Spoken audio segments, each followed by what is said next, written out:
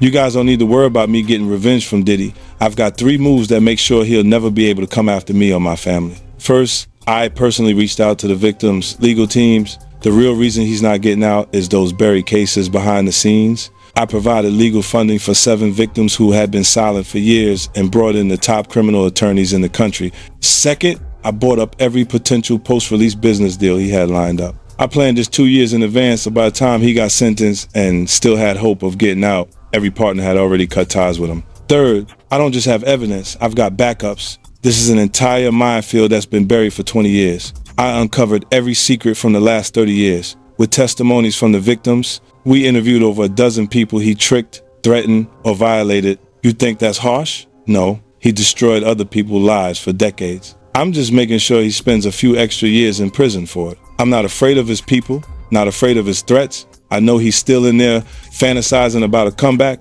but the truth is, Diddy really screwed up, and I'm not referring to his criminal trial, which has him sitting in prison right now, but it has to do with something that happened right before he got arrested. If you've seen the Netflix documentary about Diddy, Diddy the Reckoning, which 50 Cent produced, there's some footage there that had never been seen before. This is a photographer that Diddy hired to follow him around and document his life. That footage ended up going to 50 Cent. And maybe that's what Snoop went through, I don't know. But let the people know, because it was too early back then. You know, Pac just had died. So this one night, 50 called me up, and you know they got him on the phone. Me and him was just talking. We was talking about old time shit. You know, sit down with Black Hands, sit down with with Puff kids, the whole Puff situation, and this documentary that he's going to be doing. When 50 Cent released Sean Combs' The Reckoning, the focus was meant to stay on Diddy, but the internet quickly shifted towards Snoop Dogg. Old clips, recycled interviews, and loosely interpreted comments, often tied to Gene Deal, were reshaped into dramatic narratives that spread fast online. Social media amplified the speculation, fueling theories about what 50 Cent may have left unsaid. Strip away the hype, though, and the story appears far less explosive, driven more by repetition than verified facts.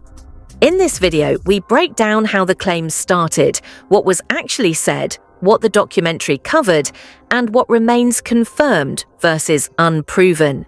This audio from Suge Knight. It's from his podcast with Dave Mays, and he's speaking on, you know, Tupac and Snoop being cool, and how, you know, after Tupac got killed, Snoop started hanging out with Diddy. And, you know, he also speaks on how, you know, Snoop, he did the Steve Harvey show with Diddy after Tupac got killed. Check this out. Okay. It's downloading right now. Then you look at the scenario how everybody used Pac to make their stuff famous or make their project better. You got people who use their songs for Pac and tell them how much they love Pac, but they do songs for Puffy.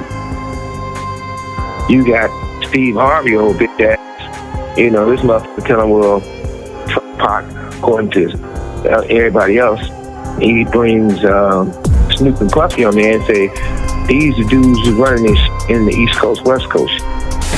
What's up, Snoop? Huh? Hey, whoa, wait a minute, fellas here, hold on. You know, I know all about this East Coast, West Coast rivalry thing here, but we in Chicago now. This rivalry stuff, we gotta stop it, man. We stop that, we stop a lot of this violence. Yo, Steve, check this, man. All that East Coast, West Coast stuff is a bunch of media hype. It's been my dog from day one, you know what I'm saying? It's all good between me and him, that's my peoples. Real, that's what we came in for. We came in to light it up and ride it up. We making this shit happen. Now, Pac, if you love Pac so much, how you with the motherfucker that everybody say got something to do with the first get down that happened to Pac in New York, then the second one. What you think about Suge comments? And I never asked you this before, but did you have an issue with Snoop hanging out with Diddy after Tupac got killed? I always felt that was wrong. I'm gonna just keep it real. I'm talking about from that, like now, okay, you know what I mean? I'm 46, Snoop probably early 50s. If he figured out now, he might go by the opinion like, okay, Puffy had nothing to do with Pac. You know, we grown now. If he want to be his friend, no problem. But back then, that was just awkward. You know what I mean? And the reason why it was awkward to me that I never even like it because you knew how Pac felt about this individual. You know what I mean? Even if you don't agree with him, you probably could have said, you know what, I probably ain't gonna come out, publicly with this because until things clear up, so I really know I could be certain that, they didn't have nothing to do with Pac. But it's like, it was no, okay, it is what it is. So that I never really respected that back then. So you had an issue with it. You didn't like it. Never really liked it. It just was a strange look because you was Pac boy. You know what I mean? Puffy, it's clear they had some issues with Pac. And Pac died, and all of a sudden you chilling with Puffy. Back then it just, okay, now you can say what you want. You go all grandfathers, I guess. You know what I mean? That's different now. But back then I think it was weird. It was tasteless. You know what I mean? It didn't seem like you really had that much love for Pac. You could have just, you know what I mean? Unless he pressured them or like questioned Puffy, like, yo, what's up with this? What's up with that? Then you could say, you know what I mean? Snoop Dogg was never named in court filings or federal matters tied to Diddy, yet online speculation dragged him into the conversation almost instantly. And the shift wasn't based on evidence, but on his long career in hip-hop and past connections within a controversial era. Comments from Gene Deal about unseen footage sparked theories that 50 Cent was withholding names, and Snoop's visibility made him an easy target. Old clips and unverified claims were recycled as facts, turning association into accusation. Strip it down, and there's still no confirmed wrongdoing, only proximity within the same industry. Somebody mentioned that they seen a video with me and the dude Prodigy or one of the dudes from Our Deep, as if I was with. They don't know the backdrop of that. I went to his hotel room ready to fight. Like, bro, I'll fight everybody in that room one-on-one. Even if I lose, it doesn't matter. The Outlaws was with me. My homie Tiny, the Mexican homie, was with me. I didn't go there and say, let me get in a video with these guys. I went there knocking on their door, doom, doom, doom. Tell them dudes to come out. What's up with y'all? What's up with you and Pac? You got a problem with Pac? Because we could just fight like man to man, face to face, and then shake hands. That was my approach with them. But when they told me they didn't have no problem, I don't mind being with you. You know what I mean? I don't mind shaking your hand because they told me they had love for Pac. So that's different, you know what I mean? If he come out and say, well, I already, I questioned Puffy about it. I believe that he didn't, he loved Pac. That's my opinion. I can move the way I want to move.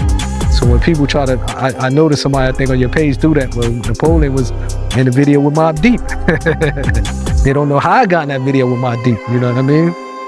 I pulled up on him but I'm the type of person, I never been a bully type of person. You know what I mean? If I talk to a person like a man and they tell me face to face, look, I got love for Pac, I'm comfortable to know if I can look in their eyes and if I believe what they said, I have the right to say, okay, no problem, I believe you. You know what I mean? And maybe that's what Snoop went through, I don't know. But let the people know because it was too early back then. Pac just had died. You know what I mean? Like he had the right to say, the reason why I'm rolling with Puffy, I questioned him about my homie, he gave me this answer. So then he did what he had to do, but it just, you know what I mean? I never really agree with that, to be honest. The same way I couldn't be on the stage with him. When they wanted to do that tribute, I just couldn't do it. Like, I really felt in my heart like, man, I can't believe it. Here's where the line gets crossed, when suspicion overtakes proof and facts get buried under narrative. Sean Combs. The reckoning was focused strictly on Diddy, his rise, the power around him, and the documented legal outcome that led to his conviction and 50-month sentence. The documentary relied on verified records, not rumor, and it did not accuse Snoop Dogg or present evidence tying him to misconduct. Claims that 50 Cent shielded anyone remain speculation, and Curtis Jackson has stated that only legally supported material made the final cut. He was doing a documentary thinking he was going to come out triumphant. Yeah, I didn't know that's how this started, is he started filming himself and getting this footage because he thought he was going to beat everything. Okay, Diddy that makes sense. Okay. Has a relationship with Netflix. I knew that. With Ted Sarandis. I saw that. Yes. Okay. And he's filming it there, but of course, when you get, obviously it wasn't a clean sweep on the prosecutor's side, but you're still going to prison. Yeah. He basically kind of scraps it. It's not also Netflix is saying, because they commissioned it, right? Netflix is saying, all right, cool, just turn over what you got, and what we'll do, we'll make it what it is because we're just following reality. Diddy's like, well, hold on now. If I lost the case, I'm down to still do it with you, but I got to be able to control it.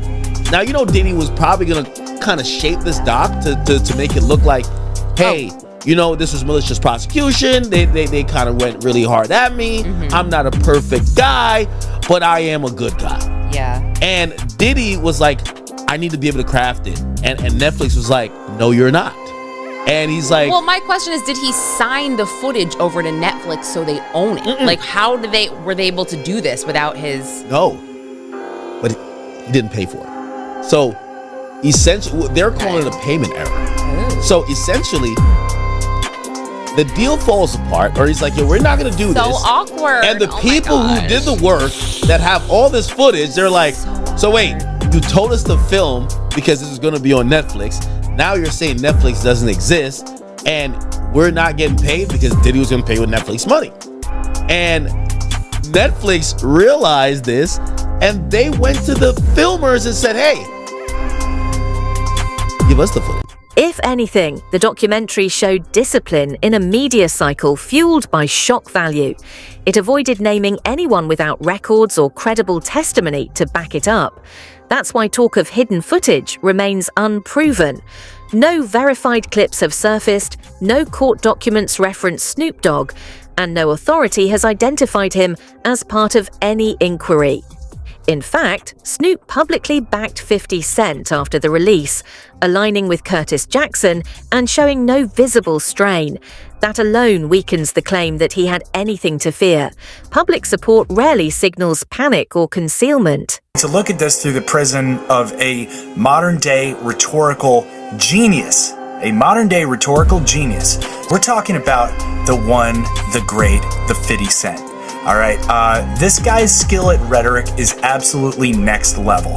And this totally ties in with, you know, how he famously is a big fan of Sun Tzu, The Art of War. Now, rhetoric with a capital R, I can just give you the definition of that. That's basically public speech, particularly public speech that is to persuade.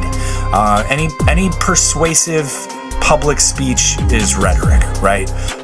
Now, we kind of break that down into two subcategories of rhetoric with a lowercase r and dialectic.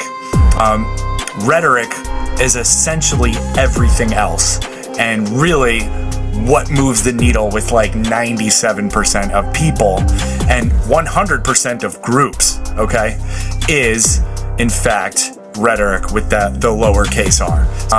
So again, stuff like this, 50 Cent is an absolute master of. Basically, you know, he dropped this doc, this Sean Puffy Combs doc, and it's just kind of set the internet on fire.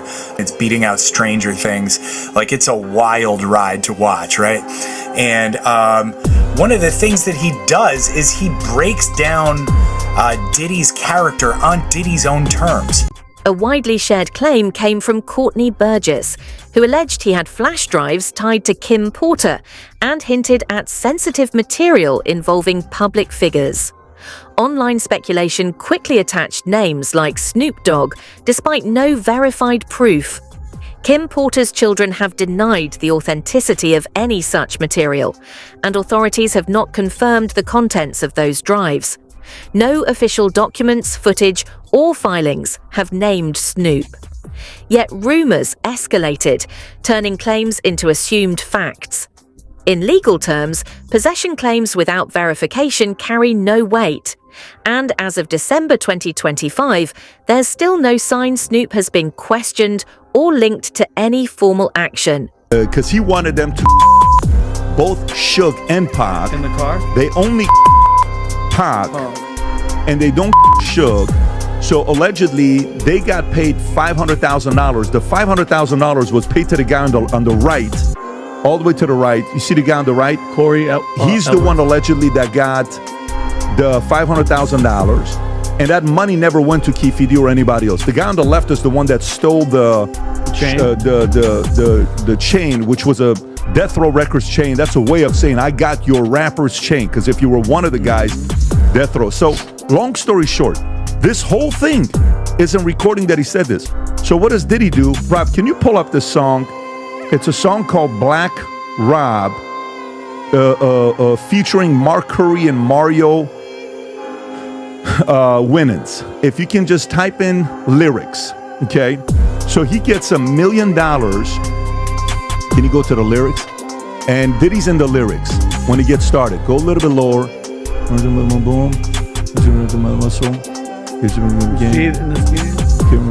Can you type in the word in there, Rob? Nice guy. Type Control F, nice guy. Okay, right there. Look at it. It's 1999. No more Mr. Nice Guy. Been nice too long. I'm just gonna start making y'all blank disappear. Man, first I'm gonna take your records off the radio. Then I'm gonna erase your social security number. You know, take your birth certificate out flies. I'm gonna do your whole effing family. Ain't nothing but mercy. And then, by the way, in the lyrics he says, I'll drop $1 million on your head to erase you. Can you type in I'll drop $1 million? Just put Control F. Just go to Google and type this out. I'll drop $1 million on your head. I'll drop $1 million on your head, and just put Diddy next to it. Right there. See, it says Black Rob. What song came up?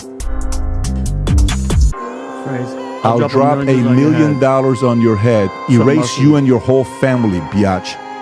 Wow. He's saying it in the song on what he did to get rid of Tupac. Has long accused Snoop Dogg of betrayal tied to Tupac Shakur's death, claims that resurfaced during moments of industry scrutiny. But these are old, unproven allegations, often made from prison in high-profile interviews that generate attention more than evidence. Snoop has denied them, calling them rooted in rivalry and personal conflict. Most importantly, despite decades of investigation, authorities have never charged or named Snoop Dogg as a suspect in Tupac's murder. For being out there and allowing Misa to come out there to make money, however she was doing it, to feed her family. He vowed down that it's like, yo, I ain't never f***ing with her again, and I ain't never f***ing with him again. Puff and Suge had a conversation behind the House of Blues about was we all right, and Tupac was alive. Tupac wasn't dead. So if it was a war, Suge ain't having no conversation with Puff about we good. I know he could be doing a Hoboken hustle, trying to fool a brother. But had he killed my man or some like that, I wouldn't have no conversation with Puff. I'd been like, yo, you know what y'all niggas done? You know what happened? And it wasn't no conversation like that, brother. It wasn't no conversation whereas that, you know, Suge made Puff feel like I'm gonna get you a payback for what happened to Jake. This was more so that Puff, for whatever reason, Suge, for whatever reason, he was mad at Puff. And Puff, for whatever reason he was mad at Suge, it was between them two. It wasn't no whole East Coast wanted the West Coast dead, and the West Coast wanted East Coast to dead, because they still was going out, still chilling, still at places with each other. It was Bad Boy, and it was Death Row. It was no East Coast and no West Coast. West Coast dudes were still coming out on the East Coast getting love. East Coast niggas was still going out on the West Coast getting love. It was Bad Boy versus Death Row. And that's what it was, bro. And it was because of the two CEOs. But Suge tried to straighten it out. I gotta get at the Suge. The Death Row East Coast, the Death Row East was going to bring in Eric B. It was going to bring in Big D. And those brothers was from the East Coast. So now, they was looking for a representative to come to the meeting from Bad Boy so they could straighten out the between Pac and Big and Death Row and Bad Boy. And Puff is the one who refused. Puff is the one to refuse to send a representative or either come himself. And got mad at Zip and them because they were in the Mirage on 57th Street partying with Suge Knight. Got mad at them. And Zip hung up the phone on him behind that. But what you mean by... Online narratives often confuse repetition with proof, making unverified claims feel real through sheer exposure. The fallout between Suge and Snoop stems from decades-old disputes and personal conflict, context that demands caution, not blind belief. Repeating those accusations today doesn't strengthen them, it simply adds to the noise. Next voice. A viral claim said Snoop Dogg went silent after the documentary, but the facts don't support it. He stayed active, promoted his work, and publicly backed 50 Cent. The disappearance narrative relied on selective focus while ignoring clear evidence to the contrary. Snoop didn't retreat or shut down. He remained visible and continued running Death Row Records, choosing not to engage with baseless rumors. I don't know where you get all the extras from, but they had a conversation at the hospital and all that. That's absolutely not true. Say less, if you know what I mean. But instead of just saying less, since I've been in here, Snoop and other people been having people trying to bail the guy out, Keefy D, because he talking too much. Raging them trying to do stuff for Puffy because they say he talking too much.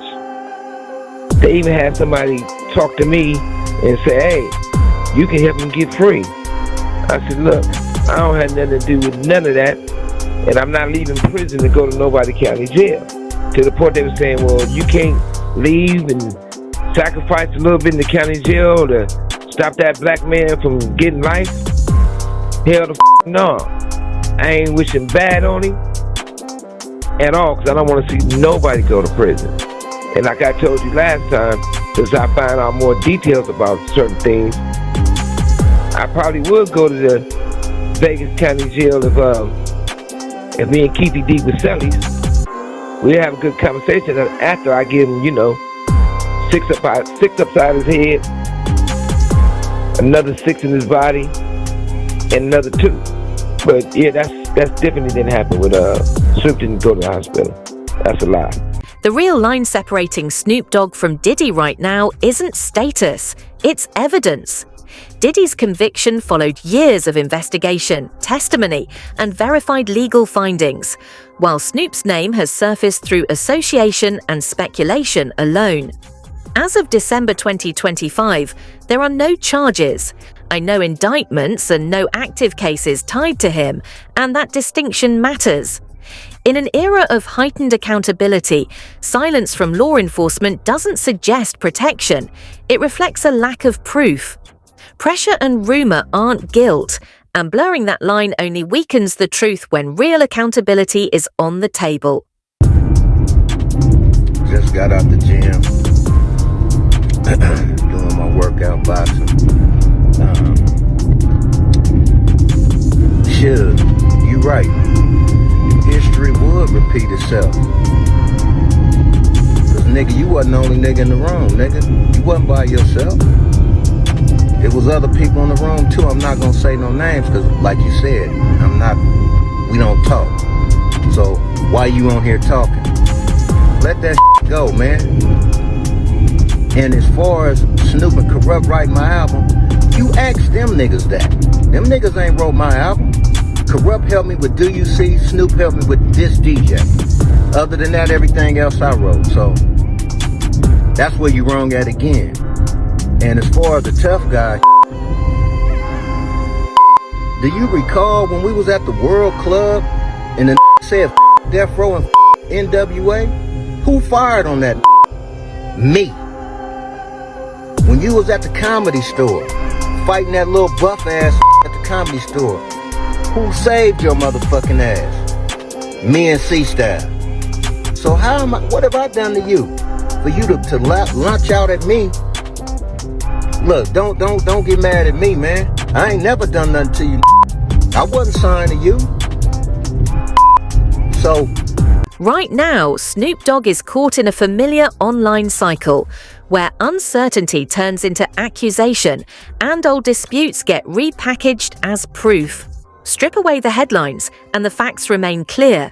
No verified footage, no charges, no retreat from public life. This isn't panic. It's how fast narratives form when one powerful figure falls and others nearby get pulled in by association.